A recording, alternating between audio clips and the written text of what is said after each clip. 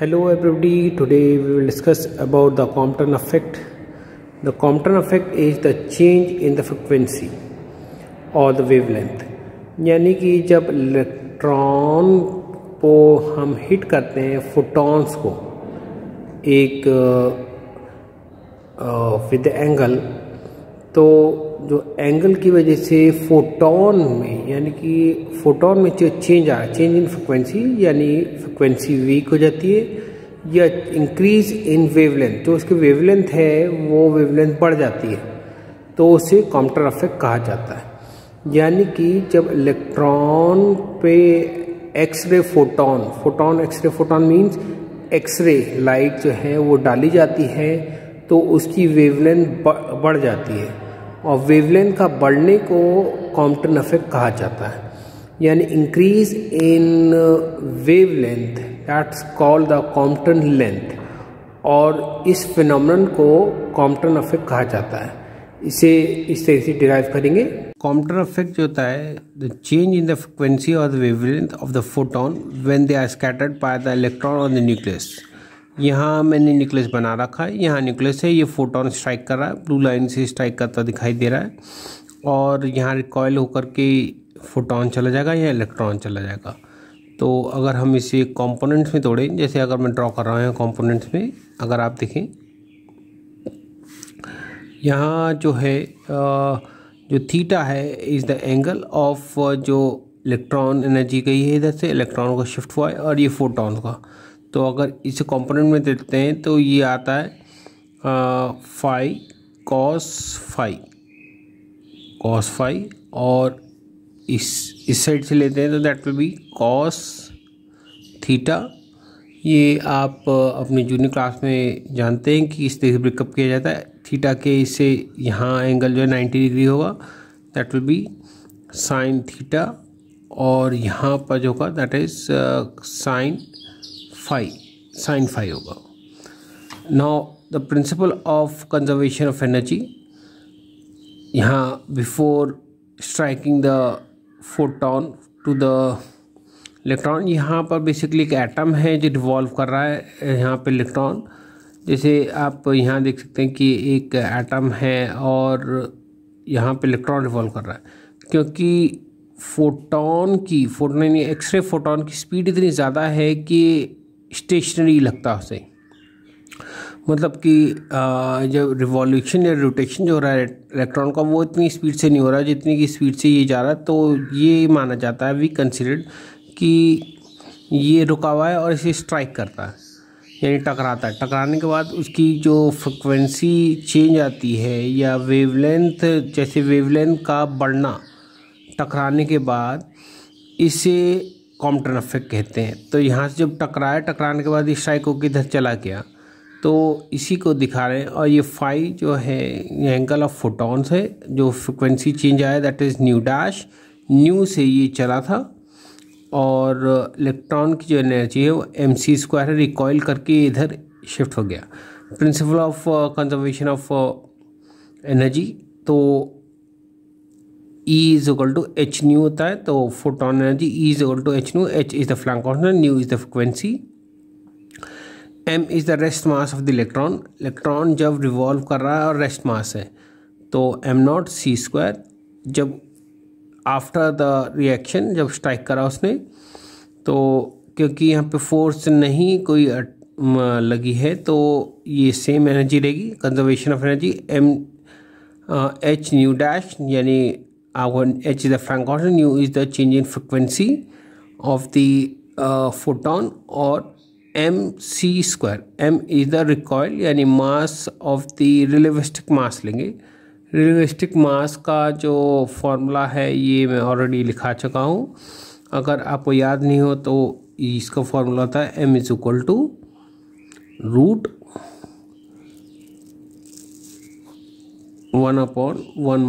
- v²/c²। जो स्पीड है जो भी एटम है, सब एटॉमिक पार्टिकल है, जो स्पीड से जब चलता है तो इसे लिखते हैं v²/c²। c is the speed of light, ये वही मास है, मास ऑफ द इलेक्ट्रॉन, क्योंकि जब वो फोटोन से टकराए तो कहीं उसकी स्पीड ज़्यादा ना हो जाए, तो रिलेटिविस्टिक, क्योंकि स्पीड से जब ज़्यादा स्पीड से होता है कोई रिएक्शन लाइट की स्पीड से, तो हमें रिलेटिविस्टिक मास लेना पड़ता है, इसलिए इसे लिया है। अब इस टर्म को हम इधर ले जाएं, राइट, यार यहाँ पर जो राइट हैंड साइड वाला टर्म है इसे लेफ्ट में ले जाएंगे, तो हमको क्या मिलेगा, M C square is equal to H nu minus nu dash plus M C square. अब इसको हम squaring both the side, we are squaring both the side, squaring both the sides, तो हमको क्या मिलेगा, M square C raise to power 4, ये first component का square, H square nu minus nu dash whole square, M not square C raise to power square C raise to power 4 plus 2 H bracket nu minus nu dash M C square, ये second equation है। अब हम इसमें law of conservation of linear momentum लेंगे, क्योंकि ये linear momentum before collision और after collision लेंगे। तो यहाँ देखेंगे आप M H nu C momentum of the initial photon, क्योंकि जो इलेक्ट्रॉन था वो क्या है, एक स्टेशनरी है तो ज़ीरो, फिर हम कॉस कंपोनेंट और साइन कंपोनेंट लेंगे। तो कॉस कंपोनेंट मैंने अब यहाँ बना के दिखाए थे, कॉस कंपोनेंट यानी इधर वाले कंपोनेंट, फोटोन इधर ही से आ रहा है, स्ट्राइक कर रहा है, तो क्या होगा, यहाँ पर कॉस का जो है कंपोनेंट ही लेंगे, दैट विल बी, अगर इसका लेते हैं यहाँ वाले का मतलब फोटोन का, तो ये आएगा आपका एच न्यू सी कॉस फाई इसका कंपोनेंट, कॉस फाई यानी इसका कंपोनेंट अगर आप देखें तो ये आ गया कॉस कंपोनेंट, और एम सी स्क्वायर जो मास ऑफ द इलेक्ट्रॉन है रिवॉल्व करके इधर क्या है, तो कॉस में जो है M C square cos theta आएगा, तो कॉस थीटा हमने लिया इसे। अब आप देखेंगे इस टर्म को हम लेफ्ट हैंड साइड ले जाएंगे, H nu C minus H nu dash C cos phi, H is the Planck constant, C is the speed of light, ये फाई है, phi is the angle of the photons after striking the electron, और ये theta जो है जिस angle से electron move recoil हो करके गया है, तो कॉस, इसको टर्म को इंटरचेंज किया, M C cos theta H nu minus H nu dash cos phi, और सी इसमें था, सी नीचे हम ले जाएंगे, ये थर्ड इक्वेशन लेंगे। Similarly for the Y axis में हम लेना चाहेंगे, तो वाई एक्सिस जो है अगर आप देखें यहाँ पर वाई एक्सिस में फोटोन स्ट्राइक ही नहीं कर रहा था, क्योंकि वाई एक्सिस हुआ, तो इसमें क्या आएगा आपका एच न्यू डैश अपॉन सी साइन फाई, ये ही पी है इसके साथ लगा हुआ, और इसका जो पी यानी मोमेंटम, इसका भी मोमेंटम इस आएगा पी साइन थीटा, और यहाँ क्योंकि फोटोन एक्स एक्सिस में है नहीं तो ज़ीरो होगा, इनिशियल मोमेंटम अगर आप देखेंगे तो zero plus final h nu dash c sine phi minus m c sine theta को लेफ्ट में ले गए, राइट में ले गए। अब squaring both this fourth equation sine equation, आपको एक इक्वेशन मालूम होगा, जैसे हम लेते हैं cos square A plus sine square A is equal to 1 होता है, तो उसी से हम आइडिया लेकर के इसे स्क्वायर करेंगे और ऐड करेंगे, तो हमारा ये जो कंपोनेंट ये थर्ड इक्वेशन जो आ रहा है हमारा, इसको हम वैल्यू निकालेंगे, यहाँ में एक ये अपॉन सी नहीं यस, तो इसमें जो है अगर अब आप इसे सॉल्व करेंगे तो सी तो यहाँ ऑलरेडी में न्यूमरेटर में है यहाँ पर लेफ्ट में, तो जब स्क्वायर करेंगे तो हमारी ये वैल्यू आएगी, वो आएगी M C we square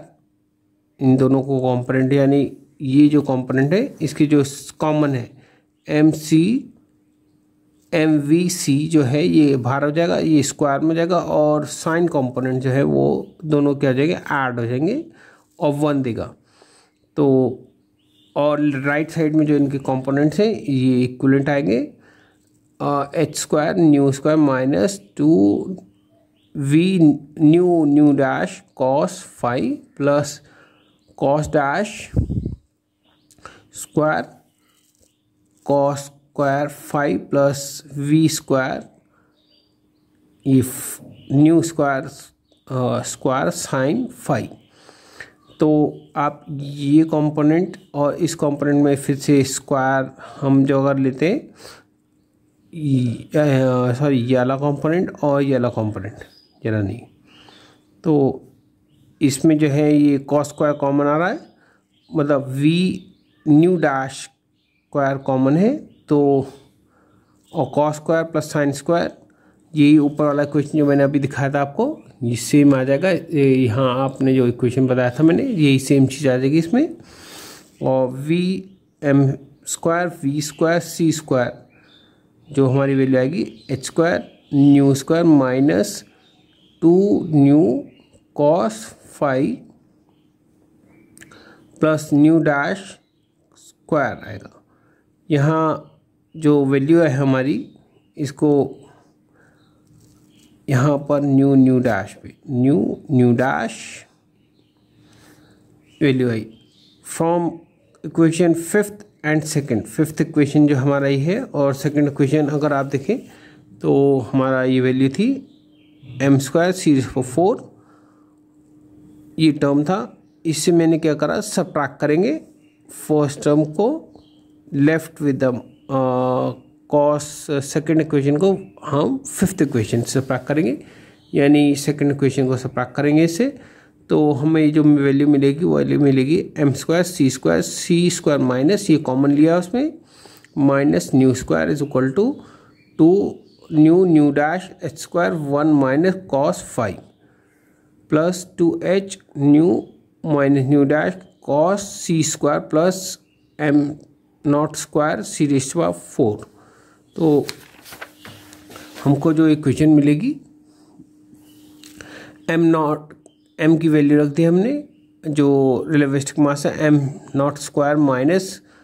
v square upon C square minus v square, और राइट में सेम वही टर्म है। यहाँ इसका हम एलसीएम लेंगे और एलसीएम लेने से इससे क्या होगा, हमको ये वाला टर्म इससे कैंसिल हो जाएगा। अगर आप देखें यहाँ पर हमको सेम मिल रहा है सी स्क्वायर m, ये कॉमन लिया, ये